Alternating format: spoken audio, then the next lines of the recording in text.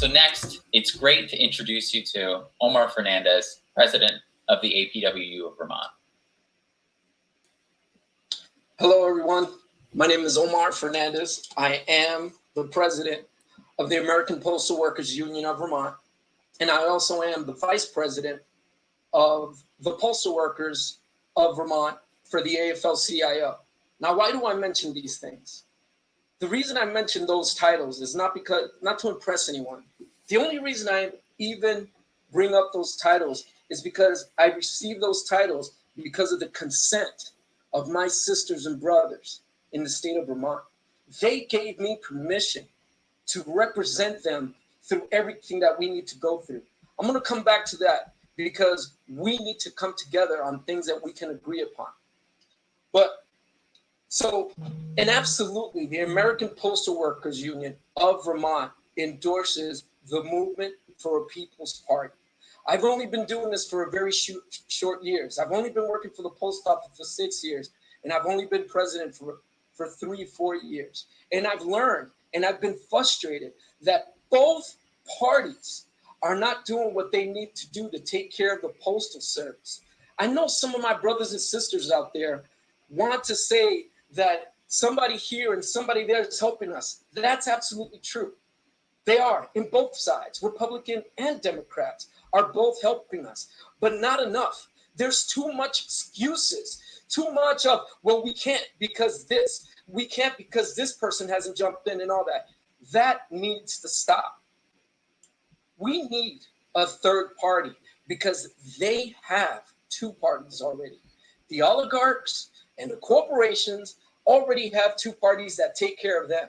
We need a party to take care of us. Just want to go over the history of the Postal Service. In 1970, there was a wildcat strike that was created around that area where we decided, went against the laws and everything and formed the American Postal Workers Union. After that, everything was going great. All of a sudden, the Congress wanted to do an analysis to see how the Postal Service was doing. They wanted to see how badly we were doing. But what did they find out instead? They found out that the Postal Service overpaid retirement. Some people say 75 billion, some people say 100 billion have been overpaid during that time. Now, right after that, they came up with a law called the PAEA. This law, passed in 2006 by a lame duck session of Congress by both parties, is what put the concrete around our necks to try to drown us. We still have been surviving because you have been out there supporting us. This law, if it wasn't for this law that makes us pay 75 years in advance of retirement, if it wasn't for that law, the Postal Service would have operating profits in the last 6 years. I'm going to repeat that again. If it wasn't for this PAEA law that was passed, we would have 6 years of profits, and no one would be able to say that the Postal Service was not doing well. Now that I talked about that, and all that stuff was very important, I want to thank the people for supporting the Postal Service. You guys, because of you, things have been taking place that are absolutely amazing. The American Postal Workers Union have been screaming, yelling this for many years about how they've been trying to privatize us. Staples tried to do it. We went against it, all those kind of things.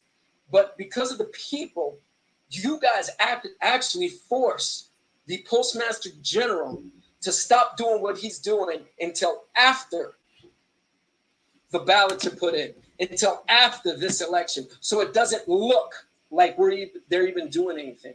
But I want to let you know, folks, we need to keep going even after that. This is your service. This is your Postal Service. We make the money that we make because you use us.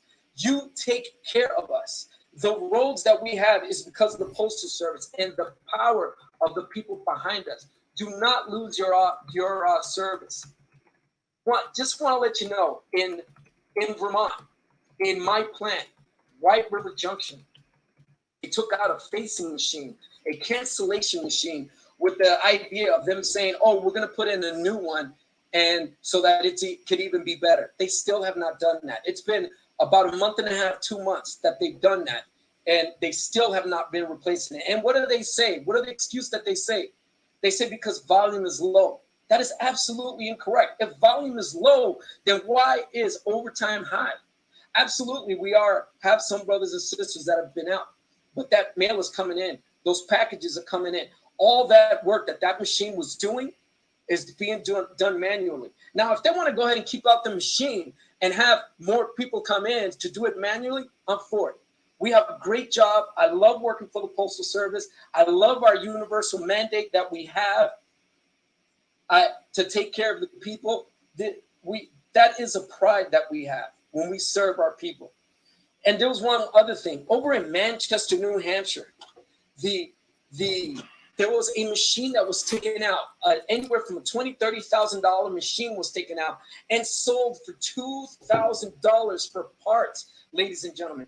These are our machines that they're giving away for nothing, for next to nothing.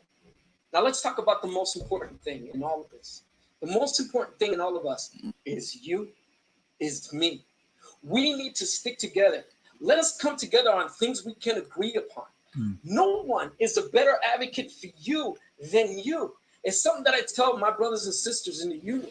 We need to come together. We need to stay together and not let anything divide us whatsoever. Not let anything whatsoever divide us. There's some scriptures that I love. The scriptures that I love, written in the Word of God. It says in 1 John 4:17, as he is, so are we in this world, ladies and gentlemen. We are God's. Jesus himself said in Psalms 82:6 and in John 10:34, didn't I say that you are God's? Look it up. Don't believe me, it's in there. One thing that I want you to do, almost done here, I want you to call your senators. I want you to use this number, 833-924-0085. Again, 833-924-0085, and tell them to pass the money that we need to keep the Postal Service going. We are an organization that is nonprofit and works on the services that we provide. But because of COVID and because of that PAEA, that's the reason our money is low. I'm going to end with this because I want you to understand and know the power that you have, my sisters and brothers. It's a poem by Marianne Williamson.